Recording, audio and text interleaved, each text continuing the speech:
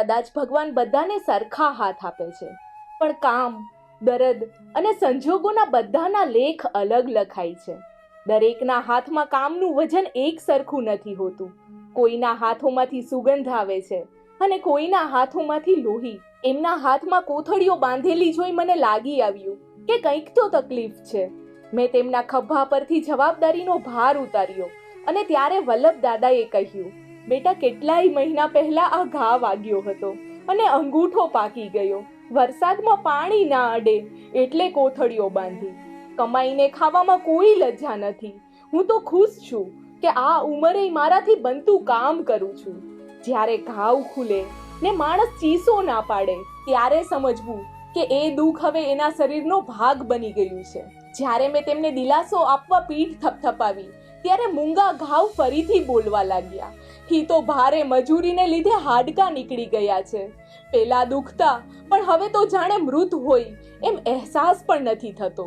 દુઃખના નજદીક પરિચય પછી માણસ ખરેખર થોડો વધારે જ સમજદાર બની જાય છે. મેં પૂછ્યું, દાદા, તમે જમ્યા? ત્યારે ખિસ્સામાંથી 20 રૂપિયા બતાડતા કહ્યું કે આજે તો હું લગભગ ગાંઠિયા જ ખાઈ શકીશ.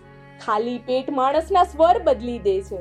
કોઈક વખત નર્મ બનાવી નાખે અને કોઈક વખત તો તેની અંદર બધું જ ચીસો પાડી ઉઠે, પણ બહાર સેજ પણ અવાજ ના આવે. મેં એક કવરમાં થોડી નિરાંતની પળો મૂકી અને ઉપર લખ્યું, દાદા, આજે આપ આરામ કરશો, અને સુંદર સ્માઇલી બનાવી. જમવાનું લઈ હું ફરીથી દાદા પાસે પહોંચી.